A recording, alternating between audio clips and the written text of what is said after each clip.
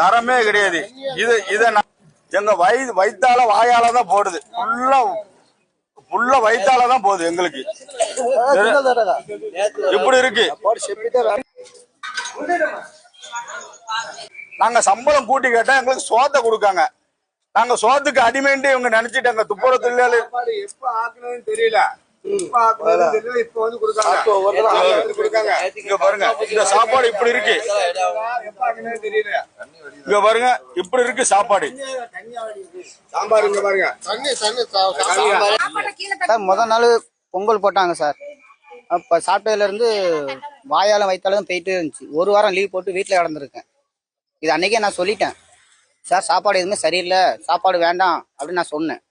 இல்ல என் கடமைக்கு நாங்க கொடுக்கதான் செய்வோம், அது நீங்க தூர போட்டாலும் சரி என்ன பண்ணாலும் சரி எங்களுக்கு தேவையில்ல, நாங்க அங்க கணக்கு கொடுக்கணும் அப்படின்ட்டாங்க.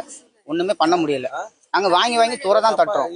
அது என்னத்த நாங்க வாங்கி நேற்று வரைக்கும் வாங்கி தூர தான் போட்டுட்டு இருக்கோம். இந்த சாப்பாடு நாங்க கடையில வாங்கி சாப்பிட்டுருவோமா?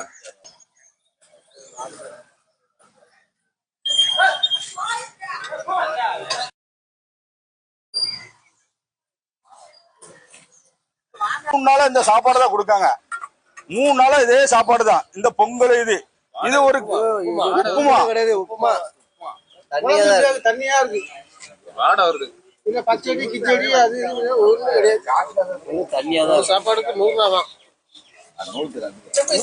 இந்த சாப்பாடு பொழுது எங்களுக்கு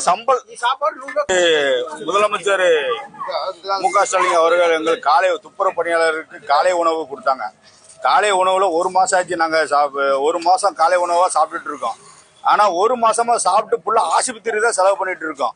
இங்க பாருங்க, இங்க சாப்பாடு இங்க பாருங்க இப்படி இருக்கு. இது காலை சாப்பாடு. இப்படி இருக்கு சாப்பாடு, இப்படி இருக்கு. இந்த சாப்பாடை போட்டு எங்களை கொல்ல பார்க்காங்க இந்த மு.க. ஸ்டாலின் அவங்க. நாங்க சாப்பாடுக்கு வரல, எங்களுக்கு சம்பளம் கூட்டி கொடுங்கன்னு வரோம். 540 ரூபா சம்பளம் எங்களுக்கு கொடுக்காங்க. எங்களுக்கு சம்பளம் 700 ரூபா 800 ரூபா கொடுங்கன்ட்டு நாங்க கேட்கிறோம். ஆனா அவங்க சம்பளத்தை பொறுத்து இந்த சாப்பாடை போட்டு எங்களை ஏமாத்துறாங்க.